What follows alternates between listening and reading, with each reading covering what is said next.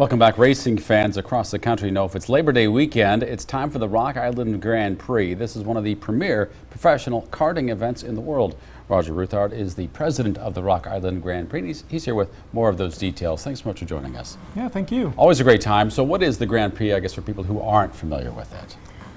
Well, for those who haven't been here, it's really the biggest festival weekend of the year in Rock Island.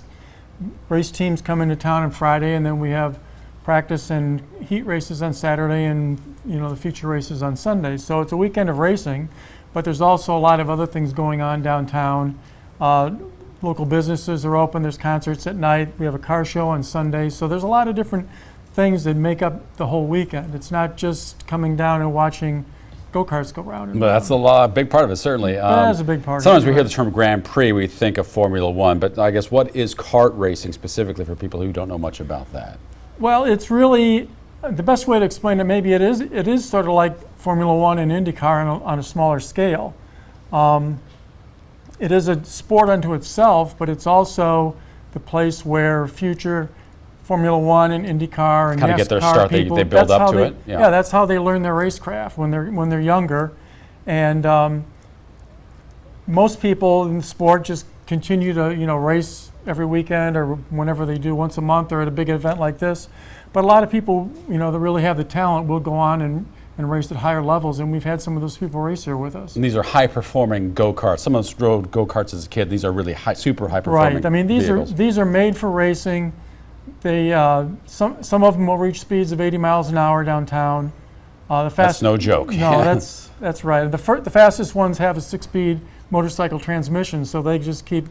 I mean, if the streets were longer, they'd go even faster. Wow. So what has been the key to the endurance of this event now for 25 years? Well, I think endurance is a good word. We've had a group of people involved in doing it who have been very dedicated for a long time. We've had a lot of support from the city, the Public Works, the Parks Department, local businesses, operating engineers, the Teamsters, people like that have all pitched in many ways. But at the same time, we have this group of us who started this 25 years ago when we were in our 40s, and so now we're in our 60s and 70s. So for us to be able to keep this going on, one of our biggest challenges right now is getting new groups and new people involved to help support it. Quickly, what do you say to people who aren't big racing fans?